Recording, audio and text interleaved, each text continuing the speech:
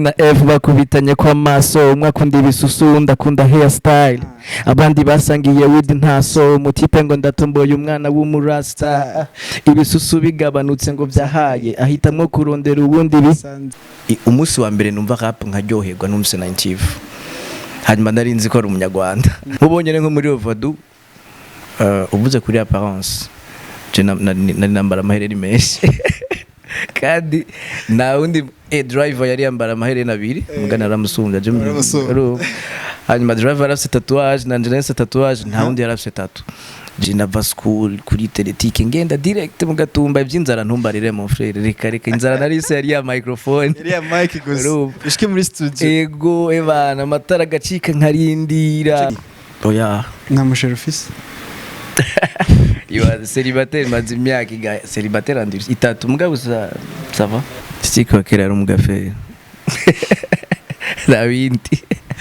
Rabindi yari umugafere na muri no gutangira muri sens dose nyene tout hanyuma yari umu rien à foutre nawe nyene au vrai sens du terme 2 x 2 4 4 x 4 8 4 x 4 16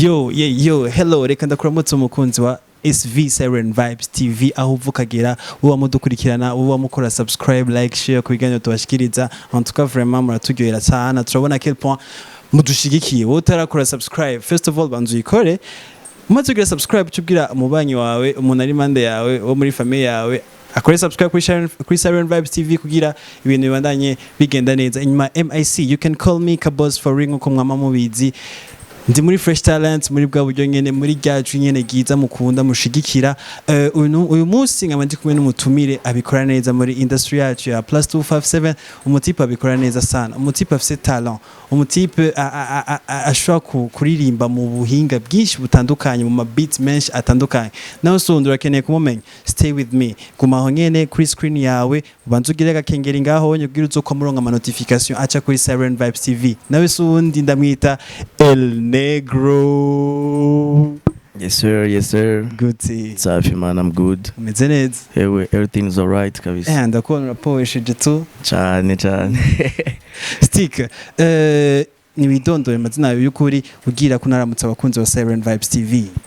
Amazina abavyeyi banyise ni Mutaganye n'iteka. Hari hayandi bari baranyise igifaransa mugabo nkunda y'ikirundi. So amazina banzi ko bose ni Stick. Ouais, c'est ça, je crois. Ego, Stick, twamumenye muri Overdue Team. Yep. Stick yaje afise style yiwe kurapa mu gifaransa. Abantu benshi bakunda kwiyumvira ati none Stick ni Murundi, Stick bimeze gute, Stick yizehe, Stick afise nationality ya. Ndi Murundi bro. Ndi Murundi. Nikimenya samazira abiri y'ikirundi. Je crois que le vocabulaire igifaransa nkwera peut-être nakunze gusoma kuva kera muhira barankundisha gusoma igifaransa ama bande dessinée tout ça ama aussi nakuriye no muri family nyene vieux yayaga mu gifaransa iki je vu igifaransa tu yego muhira niyo niko twexprima twayaga du coup nyene ama Stick riceriza gute zina rya Stick ryaje gute na Stick okay yo story reka tuyisimbe oya Stick ryari zina mu bisanzwe je nk'igitangura umuziki nickname yanje nari nshaka sivyo yari El Negro hanyuma Stick nayo yari zina rimwe muri quartier bose bazi rimaze gufata gusumba El Negro donc byaranse ko El Negro yimpoza kugira ngo isumbe Stick. J'avais pas le choix ncangumana Stick nyene tu. Ngaho Stick ni izina ryo kwirigara rifise story yayo tutavugira. Mugaye El Negro ni izina bavuga ati abana ngo ndayitanguze mu muziki. Byaye ndishora kubufise nk'abana babiri ugashaka gufavoriza umwe mugasaga. Ni hatari. Yes. Nkuko mubibona ndacaye kumwe na Stick muri bwami bwa Siren Vibes TV. Turaza kuyaga byinshi aza kutubwira byinshi bijanye na career yiwe, araza kutubwira byinshi bijanye n'ubuzima bwiwe busanzwe. Stick Overdue Team kuri wivuze iki? Overdue Team ni family navukiyemwo musicalement.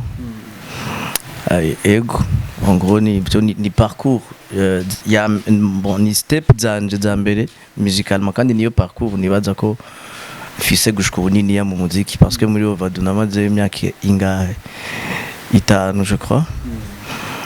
Du coup, ubu ngomba nkwize depuis 2012, 8 ans de carrière. Donc iyo mfise DJ nyene ni mikeya. Yes, Overdue mwahuye gute? Waronse ibakwe iryahe? Vyagenze gute kugira mwese muje hamwe nka Overdue mutanguze iyo groupe yanyu ya Overdue team? Bon, first je twari tuzinanye avant, yabo twari tuzinanye na Driver Overdue. Hama twarabana muri quartier deja, niwe muntu twabona hahandi nyene ugitangura umuziki, niwe muntu twaza turahana du freestyle tuburofa. Umuntu twari tuburofa nyene ni kwera uvyumvirije kijya gihe naho ubugenze ubuca mu bengo twari tuburofa. Hama bana je nari maze igihe kinini yanandika. By the way sinatangiye kwandika umuziki, natangiye kwandika igitabo, nari ngomba kwandika roman. Yego mugabo sinayimaze gushika no muzi. Abanyene nkandika utuntu zenya utwo tuvera twanje nka twumvisha Driver niwe wenyene yanyemera. Abandi bose bari très convaincus yuko ndiko ndirimba ibintu bya La Fouine atari ibyo nkura muri je. Urumva wandika mu gifaransa ukarapa mu gifaransa. Bakaca bakwitanga na La Fouine. Bon, ntibavyemera ko ivyo bintu ari je ndiko ndavyandika. Ndabikura mu dans ma tête quoi. Et puis hama Driver niwe yamama courage yuko tuja muri studio, ambwira ma tuzoje muri studio. Ahonye déjà c'était en 2009. 2010 irahera 2011 niho rero twaje kufata decision kuja muri studio jewe na Driver turi deux. Mugabo problème twari dufise aba beatmaker rap zari zihari ico gihe numva umengo ntizi correspondana nico je nshaka kudegaje nico nshaka gusohora iki uko twari twumva umuziki. Ama Driver nawe bari bazinanye na Snokey. Du coup acavuga ati bana reka turondere Snokey tu branche kwa Prizy.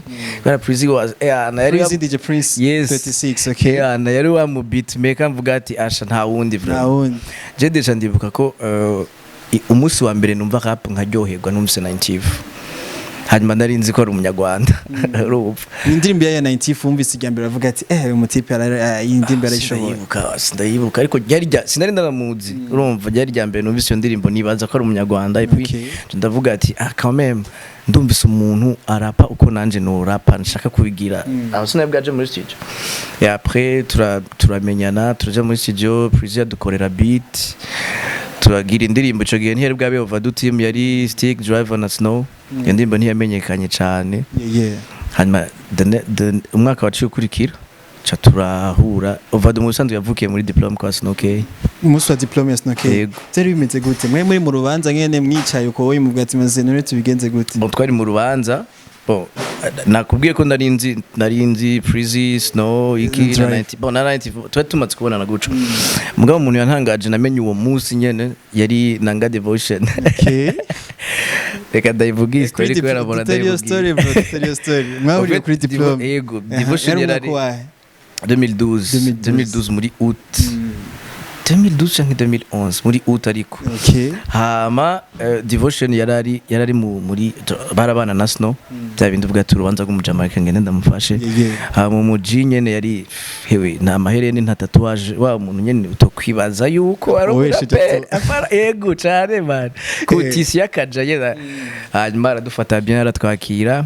Rero urubanza rugiye guhera hageze time ya freestyle. Bro Tivodu yararafye ndavuga ati no nundi muntu siwe babujira ariko ndabona urumva then après ngaho niho Overdue yaciye ivuka turavuga ati twiyunge rero faisons quelque chose turagira amategeko twiki yego muce mufata ati umuntu azotwara azorongora Overdue team ni Snokey. Bon ingene vyagenze turavye n'amategeko amategeko kungene twayapanze.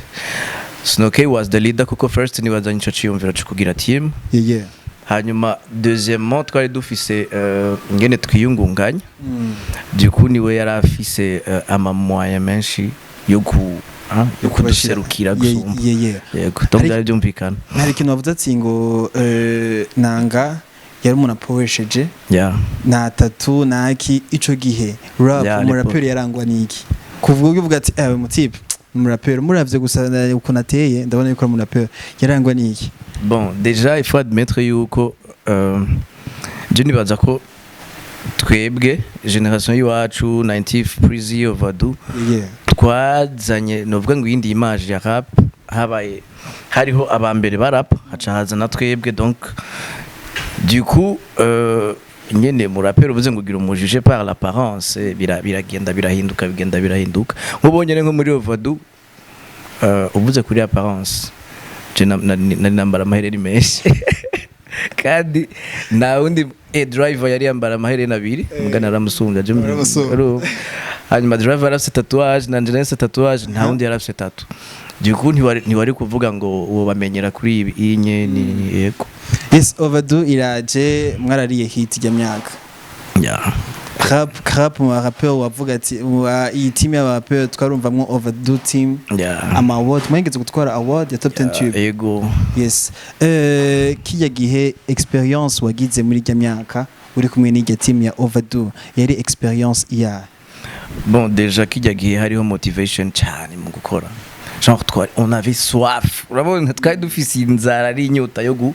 Genre ni vya bindi wasanga uno munsi niriwe ndiyumvira ikintu je dois contacter les autres tugaca twaranyarutsa ibintu tugakora twari dufise umuriro mwinshi wo gukora. Yego il y avait aussi ico kintu cyo kumotivana muri benshi ujye kumva racomoya akantu kacugira twara ahani nguvu cyane. Muga ndibaza aussi yuko n'umwe wese personnellement yarafise ugushaka ko kigere nava school kuri teletike ngenda direct mu Gatumba ivy'inzara ntumbarire mon frère reka inzara narise yari ya microphone yari ya mic gusa ushike muri studio ego ebana amatara gacika nkarindira chagiye studio yande Coli the Magic yara studio yitwa GG Production. Okay urumva du coup byari bien nyene ndakeneye kumenya vibes mwamufise muri studio nka Overdue team vibes mwamufise deja n'ubu unye na hari indirimbo deja twakoranye nanga devotion akigarukino après imyaka indwi yitwa uri mu mutego hari imyaka myinshi tudahuriye muri studio kabisa bro c'était le feu donc twarakoze kwanza indirimbo namankunda ingene dukora muri studio vraiment ni bya bintu ushobora kumva nkumbuye bavuga ati guys basi tukora ikintu en truc nyene tu ijya energy biri muri studio iratesa tu type bari barenze kabisa kuko je ndibuka muri 2014 muri Top 10 Tube mwaje mwambaye imipira ya OTF Overdue team forever mwicaye imbere wabona yuko ari mwazanye generation nshasha ya rap.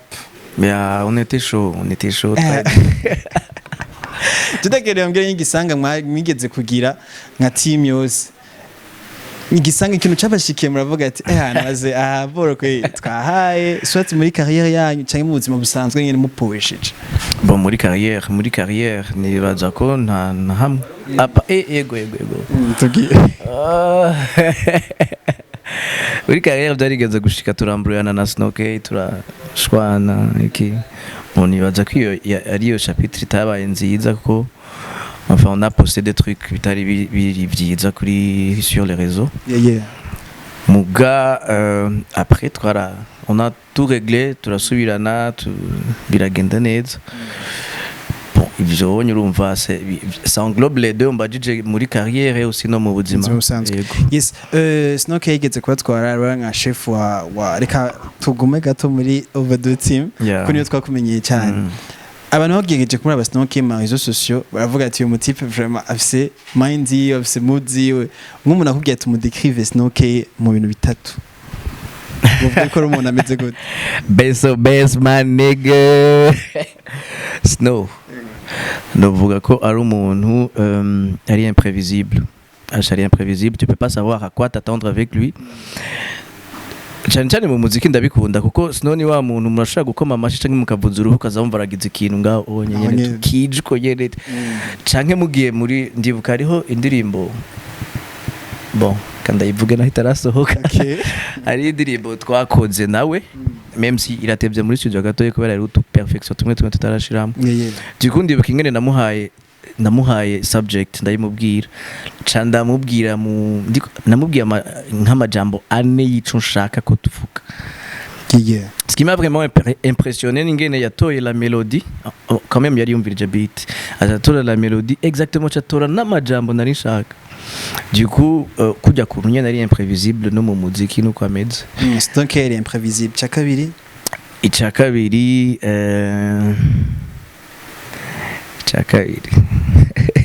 manig ogese ichakabiri bon ari généreux hama icya gatatu naco mbona Sure.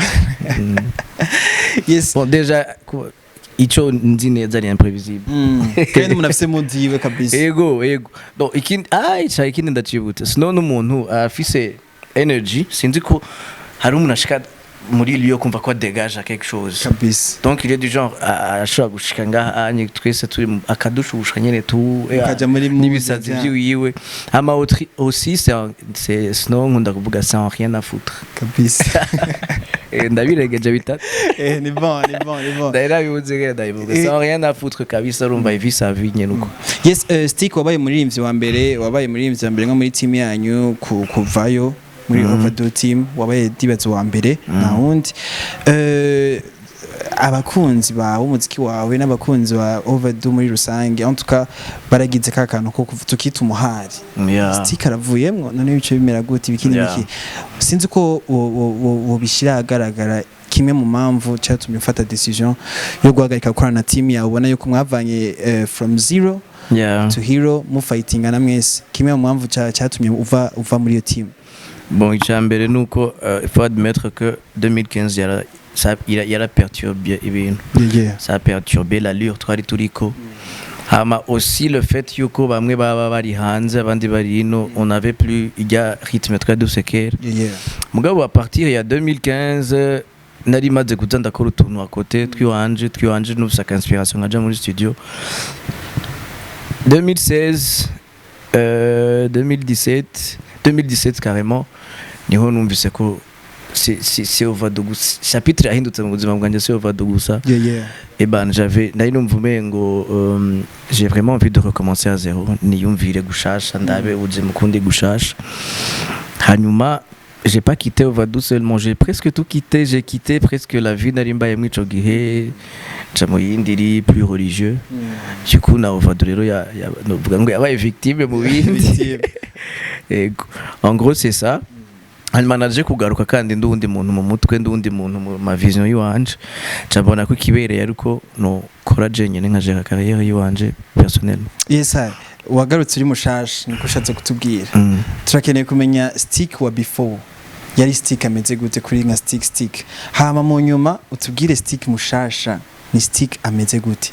Stick wa kera ari umugaferi Labindi yari umugaferi na muri no bwa gutangira muri sens dose nyene tu hanyuma yari umurien na foutre nawe nyene au vrai sens du terme.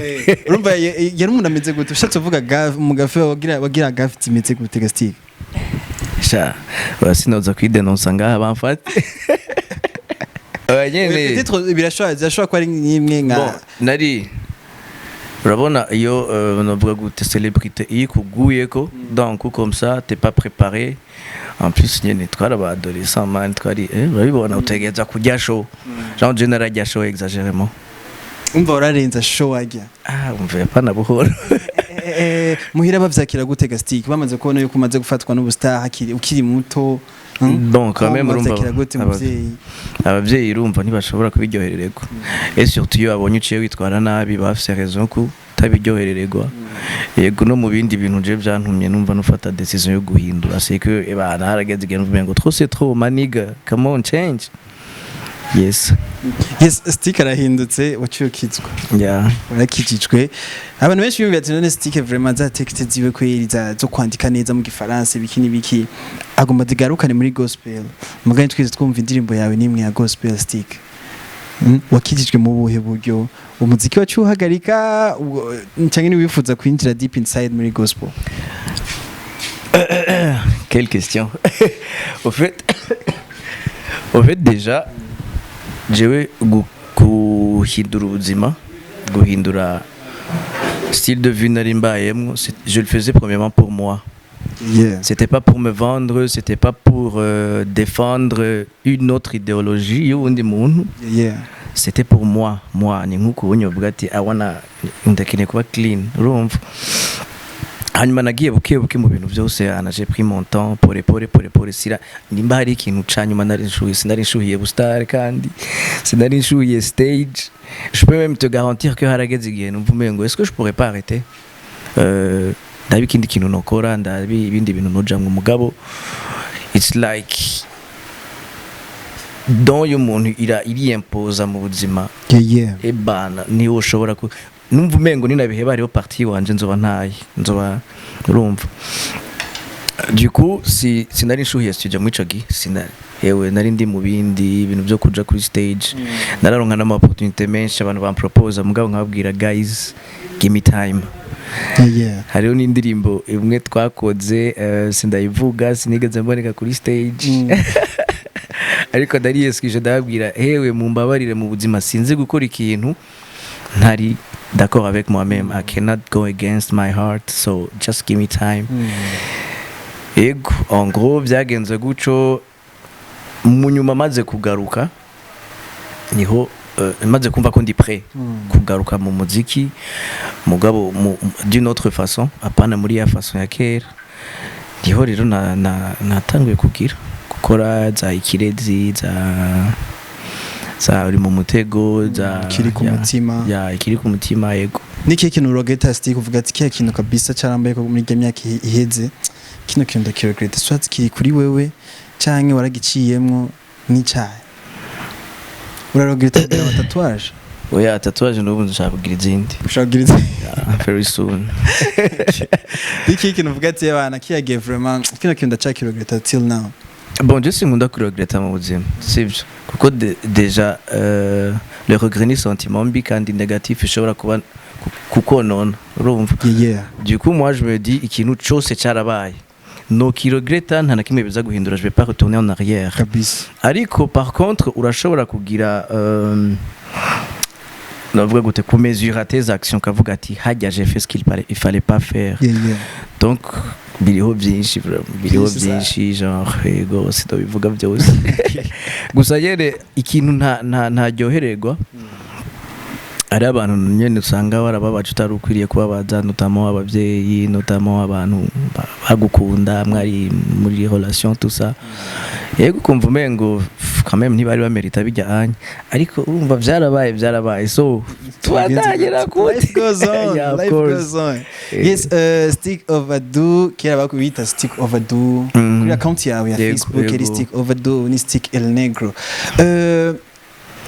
personally jenda keneye kumenya ikintu kivuye wawe ndashaka kumenya uyu muziki urawugiyemo sibyo wagarutse wagize feedback ya iyi music industry hariho nouvelle generation zikora neza waje witeguye gute waje witwaje imbundi zahe ku buryo uvuga ati bano bantu I can afford ninjira muri generation nanje tugafightinga genre nkagumana gyazina gyanje on top kubijanye na rap.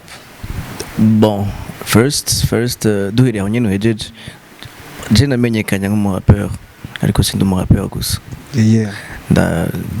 ndafise indirimbo nakoze zitari rap ama raga dancehall ndagira chant urumva hama pour répondre à ta question nimba nagitahuye neza il y a déjà tumwe numvise ntari d'accord avec ta façon de poser la question. OK.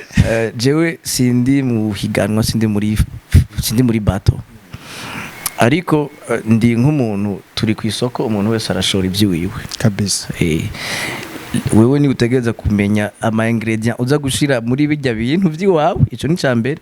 Deuxièmement ni utegereza kumenya ati abanshorera bankundira iki hamuga fidéliser ta clientèle. En gros umbajije ibyo onye le secret ni imwe c'est être moi-même nta kindi mbona. Yes reka tuje kwanza mu ka vibes ka bien nyene cyari imwe indirimbo imwe muri we nakunzi wawe ikiri ku mutima. Iyi challenge kwanza yakugiyemo gutegura ufataga ati reka nanje muri challenge njemo. Bon je barayimpaye sinishizemwe vraiment. OK bacha bavuga ati bon mugabo ntakubesha iya anye natanguye kuyandika batarama challenge challenge je sais pas sinzi ngene sinzi ko abandi bantu baragira genre nimba ari intuition nimba ari iki numva umengo ndisubire ko iki gikombe kitazondengana challenge ndegwa Prezi 36 my nigga up guhabwa challenge na Prezi kuri we bivuze it means a lot hariho abantu muba mwaragiranye urugendo nyene bamva umengo déjà tel que je le connais ayiguhaye abayakubasha canke abayiyatonda que ikintu kiri ego big ego bah voilà je nabifashe nka honneur nico gituma navuze ati asha je sino kumara amazi reka ndabemeze gisa reka tugende ndagutangurire canke ndagutangurira ci ndagusigira Tina F bakubitanye kwa maso umwe akunda ibisusu ndakunda hairstyle abandi basangiye with ntaso mutipe ngo ndatomboye umwana w'umurasta ibisusu bigabanutse ngo byahaye ahitamwo kurondera ubundi bisanzaye road couple nabo bama bashwanye bahaze itabi kenshi ngo bama bahanye iby'urukundo bubiri very easy kandi ari byo byaremye byiza byose kuri iyi si yamukunze kubera twenga nka bougie de jour après je vous présente l'homme de ma vie gusa gushuha gabasha gushuha live bro waratagenza amazina y'abantu Sabina Belly Nice Arafro na Chanela Lolo yali King wa Queen Chanela babi bamwe shosho avant les telenovela bino bintu byakuzaniye impact yahe wararonse ama feedback y'abo bantu wataginze muri ndirimbo yawe ya kandi sinashatse ko nariyumvire ni nababaza ntanumwe aza kubinyemerera so bagate je deme inambara nakundi okay tutagende kumenya nka feedback warose mu baririmbyi bamwe dufate nka Shani Queen Araflo Basad B Araflo wewe déjà niwe enfin niwe navuga mpa shout out niniya muri émission hanyuma aravuga ko ashaka ko tubonana tumenyana amatwaramenyanye mais non c'est un bon pote et go à partir de ça la musique a quand même créé de l'amitié hanyuma une amitié qui pourrait aussi produire quelque chose donc turafise n'uwo mugambi wo gukorana kabisa baraguje flow sorry Sadbi nawe bimeze gute bon Sadbi yara nice bon bose n'abagenzi Sadbi yarasanzwe ari umugenzi before kuva kera kiva 2015 niho on était so closer hama bon mugumengo sinibuka ko twaba tumaze kubivugana k'ibyo oya kuko afa je kenshi yo twicaranye ngo tuguma tuvuga business gusa tuba tuvuga by'umuziki industry sinibuka rero ko umengo twarigeze ku discuter sur cette chanson mugabe cyonze cyo arayize hama Belly Nice yego nawe nyene uko wewe turanze kwivuga kumengo yego mugabe byaje byo gucokoda waratuvuze shayi tu vois ndashanikin ko nyene du coup bon nibaza ko yaragize impact ikiri ku mutima vraiment by the way ijya yiwanje yitwa ntukinisha umutima yes j'avais vraiment envie yuko reka ndaguha kandi kazina basube somehow out sivyo exceptionnel quoi that's good yes sir ndacheck me na stick El Negro mu bwame bwa Siren Vibes TV stick naragejeje kuraba strategies ukoresha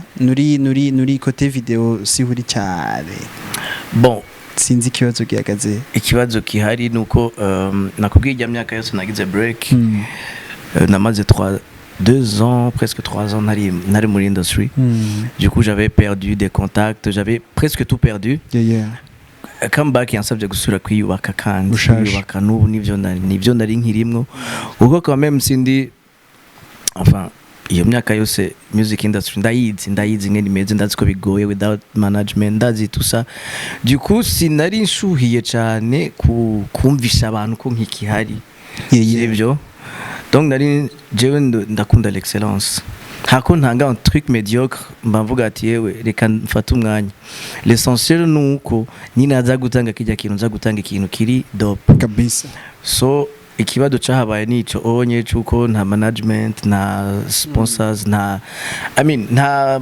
muntu numwe nari nk'igifisa around me ko navuye muri management ya Overdue DJ nyene byansabye kurinda kwiyubaka petit à petit kugira ngo parvene gukora ama video ariko ndabishaka yes nk'amakuru dufise twabimse yuko waronse management cyangwa label urimo muri no mwanya ya Bookiv Lab ego mugabo enfin sinzi ko ni general ko byanonsa cyangwa nibo mugabo enfin baramaze ko byanonsa je crois narabonye post yego cyasaba nsezerano yo gukorana umwaka hamanije ko bizovyara umusaruro mwiza ubona yuko iki gihe umaze muri Bookiv Lab bon urabona yuko bakwiriza ibyo usaba wewe kuko ama management mu Burundi menshi turamaze kubona muririmbye nashobora kumara umwaka cyangwa ameza ngahe kuri wowe ubona yuko i management cyo gufasha ikintu kukukura muri step imwe gushira ku indi step bon d'après ivyo twavuganye nuko turiko turabishira mu ngiro gushika ino saha mbona ari sawa en tout cas nta inconvénient nimwe tout est OK jusque là yego aho ni byiza. Yes, stick ikirezi ni indirimbo yawe. Yeah. Hagi ikirezi irya ndirimbo ivuze iki kuri wowe? Ndayikunda. Ikirezi ndayikunda vraiment kandi enfin sinaronse muhanzi kuyikorera clip nari nshaka. Ari mugenzi wanje ahora nshaka kuza kumwebwe ingorane yanyu ngo mushaka gukora ibi clip ngo bahera nayo bufise izo clip ngo mushaka gukora clip ngo y'imiliyoni 70. It's like bro ni bon reka tuvize loin rega petit à petit nyene dote bwashika cyane gose. Ikirezi raje ni indirimbo yantuka irya ndirimbo irankora ndayikunda sana. Wow, thanks. Ndafise umwe mu bagenzi banje ni true story. Rero anytime arakunda kuyumviriza sana. Wachora kudushishizaho gatoya. You are my heart desire, one in a million. How I feel beside you, I'm done. Umeiwasha fire, I'm so deep in love. I was blessed to find you, mama. You so good and fine. From the day you came in my life, I found on my charm. Uyu bita musicien ashobora kuririmba rap, R&B, dancehall byose Stick arabishoboye kabisa. Urafise umukunzi Stick? Oya. Nta musheri ufise?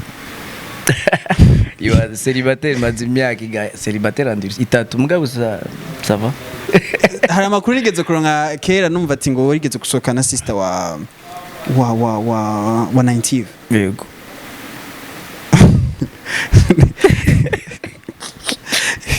Imyaka itatu uri célibataire. Ubu unye mugabo panichoki. Ubunye. None iyo inspiration vraiment uri célibataire je ndazana uri celiba baseliba kwandika amajambo ngayo bibagora bro. Bon. Ni decision wafashe yo kuba celiba canke wowe nyine urumva ati ibintu by'amakapo is not my time? Au début nyene yari decision. Maragera igihe umunegere mvumengo okay let me be out sasa rero I wanna find someone with someone ave. Enfin c'est pas que n'aba hari ni juste que nyene now I need something kintu kiri posé tranquille sérieux gifise objectif. Et du coup nyene na masangu mengo biracagoranye sindaronka umuntu twumva ko tugenda gucanye resiyo tugende kama vile inakuja inakata. Du coup ndacarindiri. Hey girls ndi available bash ndasavye. Nigiri de promo basere ndabigire gutega basha. Ndabundi buhiga. Yes, dushaka kumenya plan zawe z'umwaka twatanga kwanza sinakubwiye meyo. Yeah, vraiment merci. Bana dushaka kumenya plan zawe z'umwaka wa 2021. N'ibyaye bishasha we can wait for you. Tukurindire ku ma stage ayahe. Stick ngo dusanzwe tumenyere Stick wa kera nyene yaje muri mode ya rap. Kwanza before that warasohoye kuri album sinzi ko nohita ko ari album. Indirimbo zasohotse muri 2012 na 2016. Quelle décision ko kibafashe decision yo gusohora ziga ndirimbo? Yeah, très bonne question. Ko hari nabandi bahora babimbaza. Au fait ziga ndirimbo ikintu cabaye nuko indirimbo zacu kera za Ovadu zari kuri website yitwa Ovadu Online. Ico gihe ntizari kuri chaîne ya YouTube sivyo. Zaduse website yacu niho umuntu yashora gutora izo ndirimbo amakuru n'ibindi byose. Hanyuma iyo website mu nyuma irahagarara. Hanyuma je ndava muri Ovadu tusa hanyuma bijya nabikoze juste parce que hari abantu bambaza man indirimbo zawe ziri hehe tuzironka tuzikeneye y'amahiti yawe ya kera defo n'aba DJ akamba man indirimbo yawe nabuze confession nabuze nde urumva ndavuga ati okay reka ndadishire hamwe ndazikompile hanyuma ndadishireho juste kugira zibe available ku bantu ndadisponibiliser ku muntu yoba azikeneye kwa. C'était ça l'intention en fait. Yeah. Kandi ubona ko abantu bakirageza kuzakira neza. Ego feedback ya bien. Ego. Enfin la plupart y'abantu banzi barazizi parce que ça fait partie ya parcours yanje. Ego mugabo nk'abandi bashasha nyene sangmengo ntibazijari byo ariko quand je regarde les commentaires biraryoshe kubona indirimbo yo muri 2013 akubwira ngo irateza man aujourd'hui. Imagine gusohoka muri myaka. wumva umengo quand même yego. Yes, izo ndirimbo za Stick mashobora dusanga kuri account ya YouTube ni Stick El Negro. No, Stick Official. Stick Official kuri account ya YouTube zirahari zose. Ni indirimbo zasohotse hagati ya 2012 gushika 2016. Gushika 2016. Yes, twakeneye kumenya plan zawe z'umwaka twinjiyemo mushasha. Ubu mwaka ndategura gukora ama audio n'ama video bien sûr. Ouais, ndashobora umwanya ubimpermese gukora EP. Ariko gushika ubu unye ivyo planning je veux beaucoup me focaliser sur les clips kwanza. Yeah. Kubera EP nakazi karekare sana. Hanyuma nibaza ko igikenewe cyane ubu unye nuko nokora ama video kwanza. Videos. Kugira umuntu yagure visibility kwa. Umvugiye gusohora audio video. Ego. Nibyo nshaka gukora umwaka. Yes. Sinobabwira ngo indirimbo zingahe ntabyo ndamenya exactement ko ndafise un paquet de chansons muri studio. Duku sindi decide ati duhere kuri nibatse ko nzo bivugana na management kwanza. Bookie Vlad kwikora neza. Turi show. Reka tujye mu kice cya kabiri aricyo TikTok nk'uko musanzwe mubimenyereye ndabaza umuririmbyi mu amfite wanje ibibazo tusanzwe tubayemo mu buzima busanzwe soit arishura directement ni ibintu nyene twamaducamwo tuzi twese. You ready? I'm ready. Ni TikTok. Okay, ikibazo cya mbere ngomba ndakubaze tuze muri multiplication sinzi yuko wari umeze neza mu biharuro. Pas du tout. Sakweli. Ariko ndazi guharura amahera. Ni bon. OK. Tragiye. 2 x 2 4 4 x 4 8 4 x 4 16. Nakibazo turabandanya. 2 x 2 2 x 2 4. Ni bon. OK. Tragiye. 3 x 3 6 9 3 x 3 9. tumutahura zigorora amahera bro. Si byo bibigarura. Okay, nkuko mubibona tuno dupapuro ndafise ibibazo ngomba ndamubaze. Ni relax z'indirimbo. You wanna try kumbwira ati ni indirimbo ya naka. Okay. Kandi ni rap. Ndibaza ko ukunda kumbwira indirimbo z'abarundi rap. Okay. Okay. Indirimbo ya mbere. Nakiriho gishaje. Nakiriho cyomfasha guhindura ibintu ko mu bushobozi n'ububasha ngo mpindura. Nzura. Rekere. 19 farayitoye. Indirimbo ya kabiri. Indirimbo ndayigutuye Divo. Ikwibutse ko tutanganya level. Nitwari kubandanya turaba besto yari kuba yaramaso. Désolé. Okay, désolé ya Prince Mushindi. Indirimbo ya gatatu. Wenda maze gutanga abaraperi banje nemera Prince Mushindi urazi ko arimo. Ndaza kubaza nawe. Okay, indirimbo ya nyuma. Hapo mwanzo nalala kwenye virepi. Come on. Walionipinga siku hizi wanavaa virepe. I'm dead, you know. Badanya kupe. Ndashobora gufasha nkayiririmba base peut-être ushobora kumva mento. Hapo mwanzo nalala kwenye virepe walionipinga siku hizi wanavaa atagepe na wachana kama pepa na wapiga frapa hakuna kusepa. Yeah. Mbanda nilimtongoza daforoza kanipiga kapa. Umunegro wanje Kirikou. Umunegro wanje what's up Maji, what's up? One love. Ndamukunda Jampet, ndamukunda sana. Jampet bikora neza sana. Twitegaga featuring guys. Bon, sinzi ariko ndafise projet yo gukorana nawe, ndafise projet yo gukorana na Double J. Tiko nitwavyiga muri management nzi ko bizogenda bien. Yes, yari Fresh Talent iganya mushikirizwa nanje ka Boss for real, yari ka Boss na Stick El Negro. Yes, Stick gira akajambo ko gusezera kagasunika rugi wabwira abakunzi biwawe n'abakunzi ba Siren Vibes TV. Bakunze kudukurikirana babandanya badusupportinga. Uyasabye subscribe. Okay, na je nuko nyene we need those views man, we need them So go it's Stick Official and like, share, and do everything you want. Comment, even if you wanna insult me. That's good. Instagram ukoresha amazina yawe Stick Official hose na Twitter. na Facebook. Yes. Stick Official. Yes, muravyumva mwebwe maze gukora subscribe kuri channel ya Siren Vibes TV. Aba subscribers bacu tubatware kwande kwa Stick Official. Merci Yes sana. sir, merci nawe bro. Peace out.